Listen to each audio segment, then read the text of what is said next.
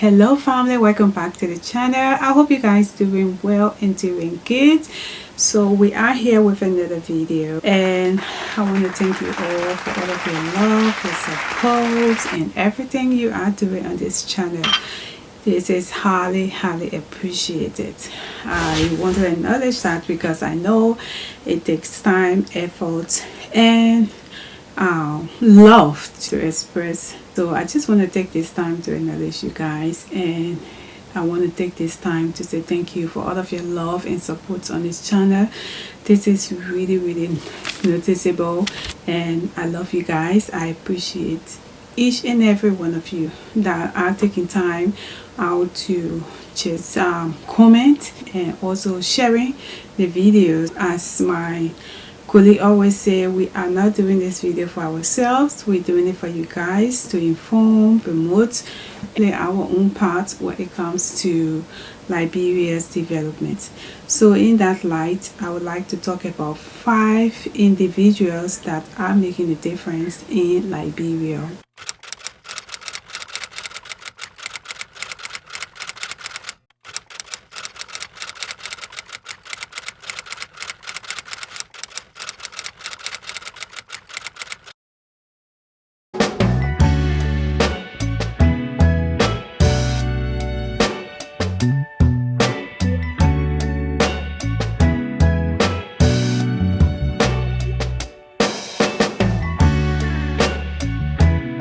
It takes effort to come out of your comfort zone, resilience to come out of your comfort zone. If somebody is doing something, you should know that that person took time, effort, endurance, love, support, and whatever it takes to make that thing happen. So we like to acknowledge those individuals that are making a difference in Liberia. So with that being said, we're going to get straight into the video. These are 5 individuals. There are more people that are making a difference, but today's video is going to be about these 5 people we want to show light on, and we just want to inspire somebody here that is watching right now to look into what these people are doing and say to yourself, what can I do? What can I contribute? How can I go about it? What support do I need? How can I be a part of what is going on in Liberia? So with that being said, we're going to get straight into it. If you're new to this channel, on here we talk most things Liberia, because we do believe that this is where we want to see development. Liberia has gone through a whole lot, and we can't wait to see those development that we want to see, because we have seen it in other places. So if you're new here on this channel, we talk all things Liberia. So don't forget to like, comment, and share the video. Also click the notification bell to be notified every time we upload a new video. So we're going to talk about 5 Liberians that left America to build modern homes in Liberia, Monrovia. So the first person we want to show light on is Emmanuel Johnson. Emmanuel Johnson is an architect with a vision. He's just not an architect, but he has a vision. After earning his architectural degree in the US, Emmanuel returned to Monrovia. He went back to his roots and began to design and construct eco-friendly modern homes in his community, like the Marshall area and the Trason area. We're going to bring those pictures here so you can see what Emmanuel Johnson has been doing. His projects blend with American luxurious with Liberian traditions. So he didn't leave his tradition behind, even though he did his studies in America. He has his architectural degree in America, but he also blend those two things, the American and the Liberian culture, to build his luxurious and a beautiful home. That was so impressive of him, to leave his comfort, to leave his love, to leave his family, to leave where he has settled for some years, to come back home and blend that culture of what he experienced and what he grew up to know to blend it and build his luxurious home. So thank you so much, Emmanuel, for all of the things that you are doing. These things are noticeable, they are coming to light. There are many individuals that are doing these things, but we are throwing light on you today, Emmanuel Johnson, because you are a star. To whom much is given, much is required. You've given freely that holy water. Promise to honor all you are. Father, we thank you for all you've done. We're letting go. Alright, so we're going to talk about Sarah Weir. Sarah is a nurse, but not just a nurse. She is a nurse with a vision. Being a nurse didn't limit her at all. She wanted to venture into other things, and she ventured into the real estate business, real estate developer. So what Sarah did, after Sarah has worked as a registered nurse in Maryland for 12 years, she invested in building a gated houses estate near the EAWA junction. You see, so she turned her passion into reality. Even though she did nursing, but she also wanted to do other things. So don't just stick to one thing. I think that's the take in for me. Don't just stick to one thing. Play around other things so you can be successful, and create a safe and modern living space for her family, returnees, not just for her family but for returnees. So people who are in the diaspora that comes back home, that want to stay, live that luxurious, that modern life, you go to Sarah Estate, her gated places. You're gonna feel that you are staying abroad and enjoy what you are, while you are home. So thank you so much, Sarah, for all of your love and your support for Mama Liberia. Do not forget back home, because you knew that that's where development was needed, and you brought that back home. That which you learned from abroad, you brought it home and inspire your own people, and you even help to give jobs to other people that needed it. Thank you so much, Sarah.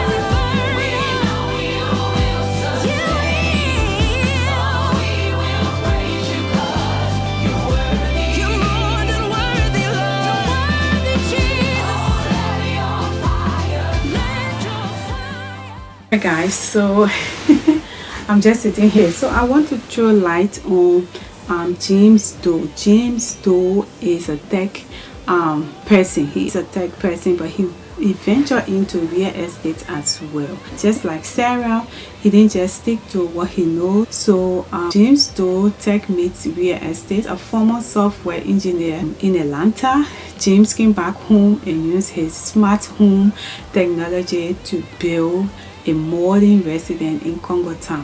So he built a modern residence in Congo Town. His home includes solar panels, CCTV, and remote control gates. So these are things that are modern. These are things that people abroad do. You just press your, like for example, you came from out and you want to enter your fence, you just press the gate and it's just going to slide open and then you go in. So there is no gate man to be pushing the iron and all of that. So he went America. He worked in the technology area. He saw that he needed this kind of adventure, he needed this kind of thing back home, and he came back home and did it. So that's alone is a success, because other people are going to see it and they're going to be inspired. They're going to ask questions. They're going to they will want to do the same for their home, and he will be able to pass that knowledge on and even advance the whole community if people can afford it. So a big plus to James Doe. Thank you so much for your inspiration when it comes to technology. So he didn't just stay in America and had his talent there. He brought it back home and inspired his community.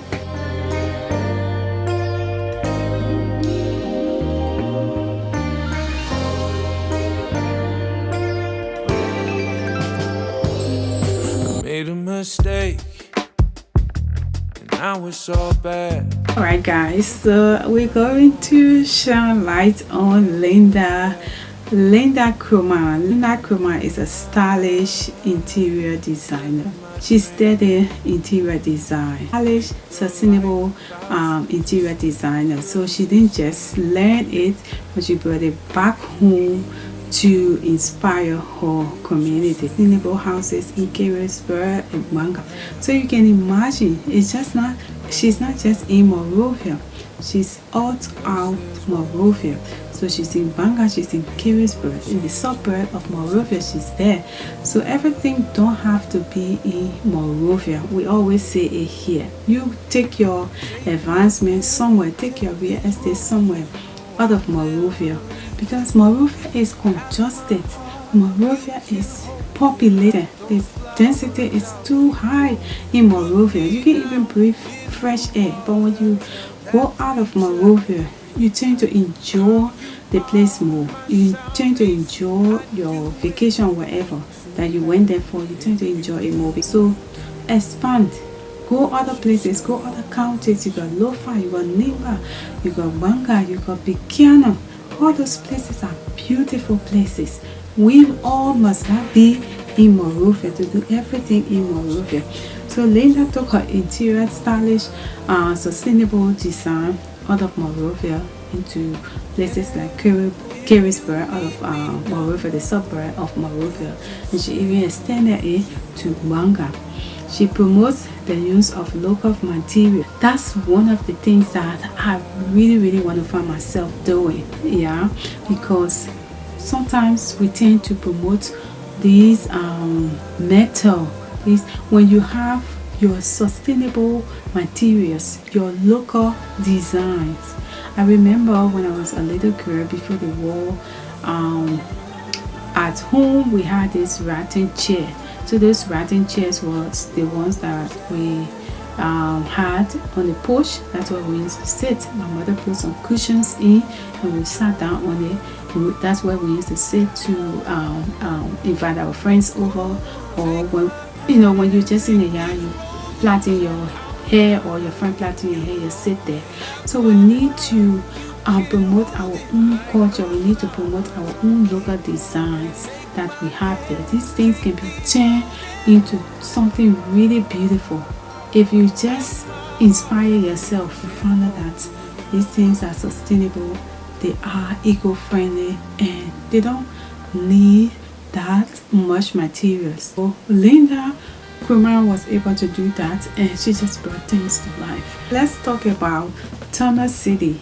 Thomas City is a community builder. After 20 years in New Jersey, Thomas returned home with a dream to help his ordinary Liberians. He started a modern housing project offering affordable 2-bedroom units with modern finishes in the Tingle Village area. He inspired his own community. He started his housing project, affordable ones with 2 bedrooms. So you don't have to do 5 bedroom, 6 bedroom, 3 bedroom. He started with 2 bedrooms, affordable and sustainable, and he has done it in the Tingle Village area. So these are things that we're talking about. I mean, this may not look This may not look like a massive thing to you, but it is a massive thing to me, because I believe that you got to start from somewhere. If you want to get somewhere, you got to start from somewhere to make things happen. You're not going to achieve big dreams overnight. You got to start from somewhere. If you really want to see things happening, you got to start from somewhere. And these are what the individual has proven to us today, that they have started from somewhere and they are making the difference. People that have come from abroad, they have learned, they have studied, and they have brought those studies, those things that they've learned, they have brought it back into their community to make a difference. So what about you? What are you doing to make a difference? What is your intention when you go back home, or when you abroad? If you are abroad, what is your intention for back home? I don't want us to just sit here and be negative about what is happening, about the government, about drugs and all of those things. But what is your own contribution? Are you bringing back home, or are you taking back home? This is the question we should be asking one another. So we don't want to sit down and complain, but we also want to be a solution to our community.